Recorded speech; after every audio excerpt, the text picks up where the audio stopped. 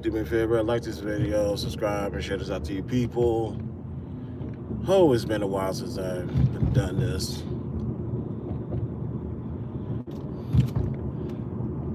Ugh, and technically, this should be get it off your chest, technically. But I'm just kicking it with y'all, getting stuff done. About to go through a car wash. About to clean out this car. I'm trying to figure out how we got crumbs in my car. I would never understand that. And hopefully this will take me to where this will take me down wherever I need to go. Oh, morning. So what do we got to talk about today? Because Clubhouse was fun yesterday. I went ahead and did 2 rooms on Clubhouse yesterday. What was that first one about? Oh, okay, that's what that was. I went somewhere in a room yesterday. I just popped in. I forgot the title of the room, but this lady said something inaccurate, of course. She brought up black femicide. And as probably one of the biggest threats to black women. Now, ladies and gentlemen, as you guys know, we debunked this black femicide thing years ago. So I made a comment like, technically that's not a thing. This is the premise of your conversation or your argument. Her reply is, shut the fuck up, Christopher. Go look at the data. And you guys know how my mind goes. I just reply, okay, ... You asked for it. The black femicide thing is already, I got that shit memorized easily. Like, if the narrative is one black woman dies at the hands of a black man every 6 hours, that's literally 1,460 black women who died each year, if that is a legitimate stat, in which that part might be legitimate. So, to say black femicide, what is, you could say 21 million, you could say 27.2 million, divide 1,460, divided by those numbers, and there's your femicide rate. It's like, give me a break. Now, after I checkmated her, that was an easy checkmate, I told her this: if you're going to have that conversation and you're talking about the idea of holding black men accountable, or somebody should hold black men accountable, if there's any statistics to hold black men accountable, I would say, instead of going to the extreme, why don't you go a step ahead or prior to homicide? Why don't you talk about abuse? Physical, mental, emotional, spiritual, financial, 5 components of abuse. Start there. And shout out to Just Vaughn. She said go before that. And I agree. And shout out to Danielle. She was like, go further than that. And talk about the is the inferiority complex or godlike complex, I guess. Jackson Hill up, sorry. A Pan-African experience. Oh my God. ENSH. Oh, I'm gonna try this out one day. This is Dr. Umar spot. That is hilarious. But when it comes to making a point or leading with the narrative, people always like to go to the extreme without doing it properly. So that was a failed attempt, and I put all that information in the chat. I wanted to hop on stage so I could articulate myself, and let's have this conversation. I didn't get let up on stage. I wonder why. Now, Vaughn did tell me there were some people she wasn't letting up on stage, and apparently it seems like a bunch of crash outs that wanted to speak, because once you start crashing out, that means you are then moving in an illogical and emotional standpoint more times than not. So they didn't want to do that. Cool. Let me go open my room. Oh yeah. And before we go any further, they also threw in the word misogyny. That's where I started. I'm like, okay. And somebody said, can you define what misogyny is? Hatred of women. The woman who initiated this goofiness said, no, that's not what it means. Go Google it. And ladies and gentlemen, when anybody say go Google what a word means, all that means is go look at Oxford language and do not put any other definition, any other sources to what you're saying. Which then makes for a disingenuous conversation. Whoopsie, that is hilarious. Reset.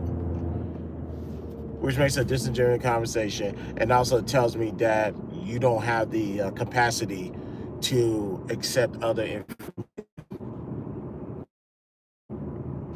for where when it comes to we'll get to misogyny in a minute. When it comes to misogyny, it could be from a dislike, a comfort, or unbiased, or biased. I said unbiased. Oh, what are y'all doing?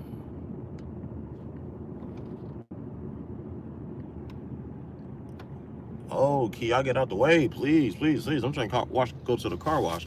Oh, I gotta go do this part right now. I forgot. So, sorry, I got distracted. Somebody almost got ran over, and I need to wash my car. But I got time to kick it for a minute because I got a lot of things I need to do today before I go to. So, just so that their capacity to learn something new is extremely low. So what I did was just open my room. I was being petty and put their name in the title because their group is research purposes only. And I said, for research purposes only, ... Let's talk misandry, misogyny. And I gave the backstory of how this room started. I gave all my information. Like I said, the Black Feminist Science stuff, that's off the top of the head. I remember that too easily. So, and then we went to the idea of what the word misogyny means, what the word misandry means. And we also tackled the word benevolent misogyny. And because one of the women convinced one of the guys to say, wow, I'm a benevolent misogynist, or I was a benevolent misogynist. And I'm looking like, okay.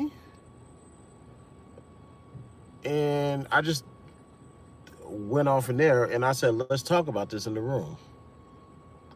A benevolent misogynist.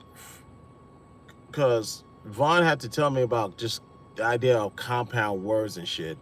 And my taking on this is, it's an oxymoron. What does the word benevolent mean? Go look it up. What does the word misogyny mean? Go look it up.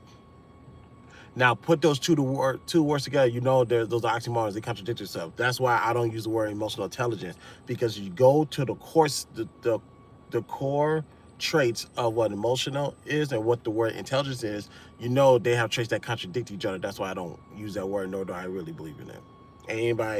And up until this moment, anybody who has said they exercise emotional intelligence, I see a lot of contradiction in the way they walk and the way they talk, ironically. So that's why I don't use that word. So when you say benevolent misogynist, benevolent means is a positive word. You can't add that positive word to a negative word, thinking that's gonna make the word better, I guess. Now they say it's a compound word. I get it, but it's just a walking contradiction. So I cannot utilize that in my everyday walk, my language, whatever. I don't use that word. I can't.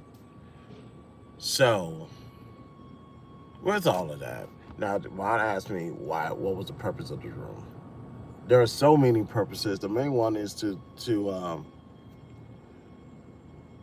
let everybody know words matter. Stop throwing out words, creating your own definitions, or especially if you're not intelligent enough to create your own definitions. Be advised that you're going to lead, if you're going to push a narrative out there, you will be challenged. And if you're using words that doesn't back your narrative, I will call it out. I will 100% call it out. I will I will plant seeds to let you know something bad is coming, so you may want to retract your statement. Because whether I embarrass you or somebody else embarrass you, either way, we're gonna prove you to be a fraud. You don't know what you're talking about. Like right now, they got rumors saying about black men, prison's the new college or whatever. Ladies and gentlemen, there's like less than 500,000 black men in prison. That's state and federal side. That's literally state and federal side. Now, you want to say how many African American men go to college? Okay, I can't entertain that. I didn't get a chance to look that up because I already wiped the floor with their talking points yesterday. So the question is how many black men are in college? And let's see, anyway, we can find that out through here. How many African American men are currently in college in the U.S.? I found this on the web. I wish I'd just give me a number, but this will do. Hold on, we're about to see if we can get a number.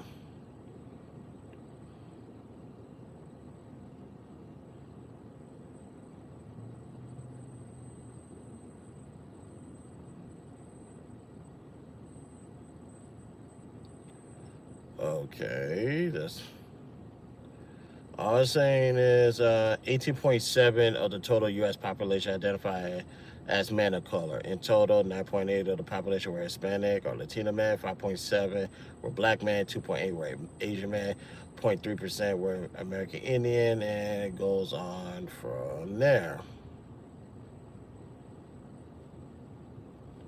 Let's see. Okay, among men of color earned a bachelor's degree. The rate of it.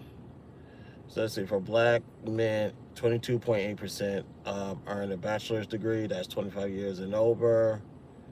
Um, okay, it's not giving me the total number, but I can tell you one thing. There's 20 million. Time, what's good? How you doing, man? There's 20 million black men in this country. That is for sure. So let's do this. What is it? Have earned a bachelor's degree or higher. Okay, so we gotta see how many black men go to college because I got a stat that's here that says 22.8% of black men earn college degree.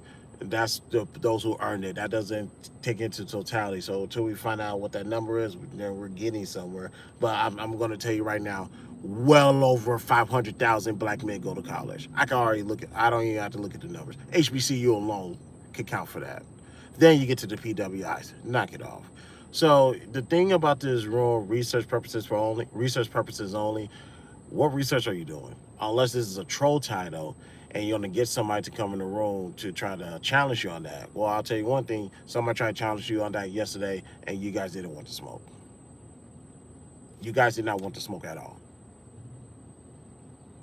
Because I was going to literally dog walk that whole entire stage. And then we're gonna have a conversation. What really kills black women? That was gonna be the next one, and that's not something a lot of people are ready for. But quite frankly, what I could tell you one thing: what killed the black women the most also killed the black men the most. And you really want to tell the truth about it, y'all. As much as they say black men don't go to the doctor, which I do agree that number do need a rise. I would say for black women, respectfully and just being objective, y'all go to the doctor and y'all still getting killed by this. So I say, what I will say is this: let's come together. Let's stop separating, uh, walking two different lines, as in we're just two different minorities that don't identify with one another, or one another, excuse me, and let's move forward together. but you'll have to leave your legit misogyny behind. And if there's some legitimized misandry, let that shit go too. You're not doing yourself no favor. You're not doing people before you any favors. You're not doing anybody after you be a favor. So I wanted to just say that real quick. But right now, I need to clean the inside and outside of this car before I go start taking care of business. So I wanted to talk about that. Thank you guys for tuning in. Hold on. It is Cancer, and not the sign Cancer, but that's a good one. Good job.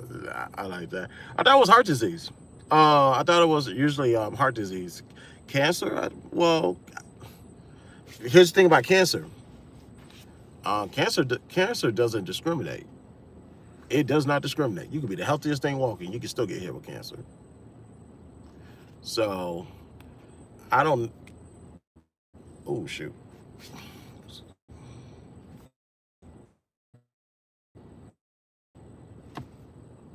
All right, mic check. Y'all hear me? Mic check. Okay, I think we're good. Yeah, I always thought it was heart disease that kills the number one killer of black people. Cancer that kills everybody, and like I said, they don't pick and choose. Like, no, I mean actually that's a lie. They do pick and choose because it doesn't discriminate at all. You can live a healthy life, you can still get hit with cancer. But let's go ahead and get out of here, y'all. Thank you guys for tuning in. I greatly appreciate it. BTSI Show, Christopher J. Talk to you guys later. Peace out. We will be back with regular shows and regular streams. Trust me, I'm just working on a couple of things, but we will definitely take care of that. So I'll see you guys soon. Peace out.